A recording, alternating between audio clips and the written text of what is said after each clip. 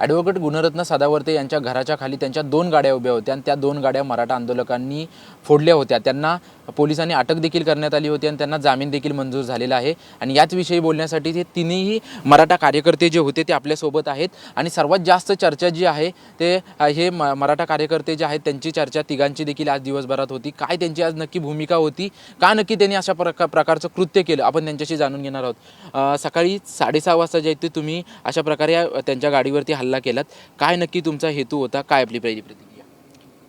माझी पहिली प्रतिक्रिया अशी आहे की मी पूर्ण आपल्या चॅनलच्या माध्यमातून तमाम महाराष्ट्राला सांगू इच्छित आहे की मी मंगेश साबळे पुढच्या काही दिवसामध्ये शासनानं टिकणारं आरक्षण द्यावं यासाठी अन्नत्याग उपोषणाला बसत आहे। अन्न पाणी त्याग करून मरेपर्यंत जोपर्यंत सरकार मराठ्यांना टिकणारं आरक्षण देत नाही तोपर्यंत मी उपोषणाला बसणार आहे। आणि म्हणून या ठिकाणी हे आज आपल्या चॅनलच्या माध्यमातून मी सांगतोय। पण सकाळी गुणरत्न सदावर्ते यांच्या गाडी फोडण्याचा नक्की तुमचा हेतू काय होता, त्यामुळे तुम्हाला अटक देखील झाली होती? मराठे माजुरे आहेत असे ते म्हणतात, मराठ्यांना आरक्षण मी मिळूच देणार नाही असं ते म्हणतात, मराठे लाखोची करोडोची सभा घेतात तर ती जत्रा आहेत असं ते म्हणतात। आमच्या भावनेला ते ठेच पोहोचवतात। मराठ्यांचा इतिहास तुम्ही विसरले का? मराठ्यांचं बलिदान तुम्ही विसरले का? मराठ्यांनी या स्वराज्याला, या महाराष्ट्राला, या देशाला स्वराज्य स्वातंत्र्य मिळावं म्हणून या मातीने, या रक्ताने या मातीला आंघोळ घातली, हे तुम्ही विसरले का? मराठ्याला माजुरे म्हणणं, मराठ्यांच्या सभेला जत्रा म्हणणं आणि मराठ्यांना आरक्षण मिळू देणारच नाही हे असं म्हणणं हे कुठेतरी तरुणाला उचकावणार आहे आणि आमच्या भावना दुखावणार आहे। आणि म्हणून त्याला कुठेतरी चाप लागावा, त्याला कुठेतरी चाप बसावा म्हणून सदावर्तेंच्या या ठिकाणी जो काय हा प्रकार घडलेला आहे। पण त्यांचं असं म्हणणं होतं की आदल्या काही 2 दिवस जे आहे ते आमच्या घराची रेखी देखील करण्यात आली होती, असं काही तुम्ही काही कृत्य केलं होतं? रेखी बिखी काय आम्ही कृत्य केलेलं नाही। आमच्या भावना दुखावल्या आणि तुम्ही त्या दुखावल्या, तुम्ही त्या उचकावल्या, तुमच्या वक्तव्यातून, तुमच्या शब्दातून त्या भावना उचकावल्या गेला आणि म्हणून या ठिकाणी हा प्रकार घडला। तुमच्यावरती आता जेव्हा जामीन देत असताना सरकारी वकिलांनी एक युक्तिवाद केला होता की तुम्ही स्वतः मंगेश साबळे हे जे आहेत ते एक आरोपी होते आणि त्यांनी अगोदर त्यांची गाडी देखील जाळली होती याच मागणीवरून। तुमचं यामुळे जे आहे ते जोरदार चर्चा आहे। हे बघा, मराठा समाज पहिल्यापासून शांततेत आंदोलन करतोय, मात्र आमच्यावर लाठीचार्ज होतं, आमचं डोकं फोडण्यात येतं, छत्रपतींच्या अनुयायांचं रक्त या महाराष्ट्राच्या मातीत मिळवण्यात येतं आणि तो राग आम्ही कसा अनावर करावा म्हणून उद्रेक या ठिकाणी या गोष्टीचा झाला। मात्र मी तुम्हाला सांगितल्याप्रमाणे आक्रमक मी जास्त आहे असं जर का तुम्ही म्हणत असाल तर माझी भूमिका इथून पुढची अशी आहे की अन्न आणि पाणी त्याग करून मराठा समाजाला टिकणारं आरक्षण जोपर्यंत शासन देत नाही तोपर्यंत मी मरेपर्यंत या ठिकाणी पुढच्या काही दिवसात त्याचा काळ, वेळ आणि ठिकाण मी तुम्हाला सांगणार आहे। कधीपासून हे उपोषण सुरू होईल? कारण की जरांगे पाटलांनी देखील असंच उपोषण जे आहे ते आंतरवली सराटीमध्ये सुरू केलंय आणि तुम्ही आज अशा प्रकारे गुणरत्न सदावर्ते यांच्या 2 गाड्या फोडायच्या आणि नंतर आता उपोषणाला सुरुवात करताय, कशा प्रकारे उपोषण असेल आणि कधीपासून उपोषण असेल? मी आक्रमक आहे, आक्रमकतेने काम करतो, गाड्या जाळतो, गाड्या फोडतो, पण हे समाजासाठी आहे।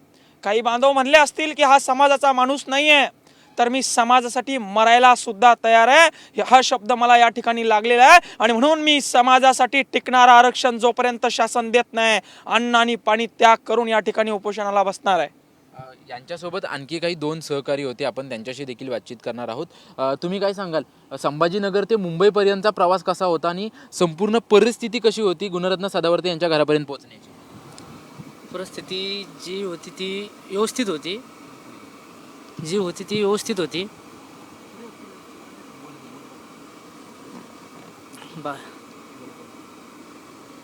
जे केलं ते आम्ही आमचे सरपंच मंगेश साबळे यांच्या नेतृत्वाखाली केलं आहे। बस एवढंच बोलून मी माझे 2 शब्द। तुम्ही देखील त्यांच्यासोबत होतात, तिघेजण देखील त्या व्हिडिओमध्ये दिसत आहे। कशा प्रकारे तुमचा प्रवास सुरू झाला होता, कशा प्रकारे त्याबद्दल तुम्ही काय सांगाल? ज्यावेळेस आम्ही संभाजीनगरवरून निघालो त्यावेळेस आमच्या मनामध्ये सदावर्तेंविषयी म्हणजे खूप दिवसापासून आमच्या मनामध्ये सदावर्तेंविषयी खूप मनामध्ये राग होता। कारण की वारंवार सदावर्ते हे आमच्या मराठा समाजाविषयी जे आहे काही ना काही गरळ ओकतच असतात आणि आमच्या ज्या मराठा समाजाच्या ज्या युवकांच्या ज्या भावना आहे, या भावना खूप दुखावलेल्या आहेत, म्हणून आम्ही निषेध म्हणून हे कृत्य केलेलं आहे. आज कोर्टानं जामीन देत असताना काही अटी व शर्ती घातलेल्या आहेत. जामीन दिलेला आहे. इथून पुढे देखील सदावर्तेंचे असेच कार्यक्रम उधळणं असेल किंवा त्यांना विरोध करणं असेल, हा विरोध जो आहे तो कायमस्वरूपी राहणार तुमचा? विरोध सदावर्तेंना नाही आहे, विरोध व्यक्तीला नाही आहे, विरोध त्या व्यक्तीच्या भूमिकेला आहे. तो जो मराठा समाजाचे माथे भडकावण्याचं काम करत आहे त्या गोष्टीला विरोध आहे. आम्ही मागतो काय? आम्ही आरक्षण मागतोय. सन्मान्य डॉक्टर बाबासाहेब आंबेडकरांनी जी पद्धत आरक्षणाची राबवली आहे त्या पद्धतीने, संविधानिक पद्धतीने आंदोलन उपोषण करून आम्ही आरक्षण मागतोय.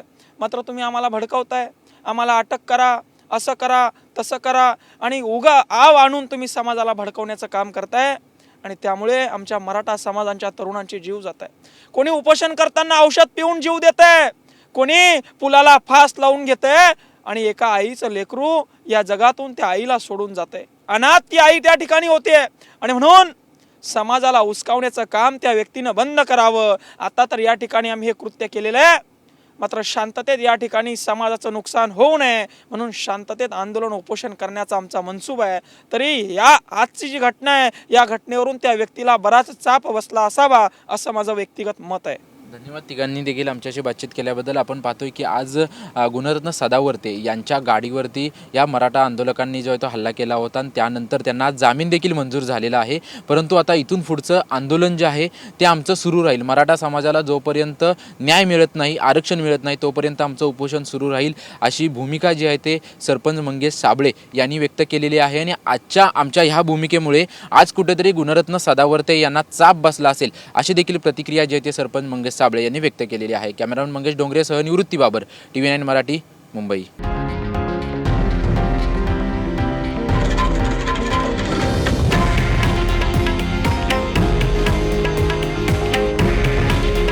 हे आहे देशातील नंबर 1 न्यूज नेटवर्क आणि आपण पाहत आहात TV9 मराठी.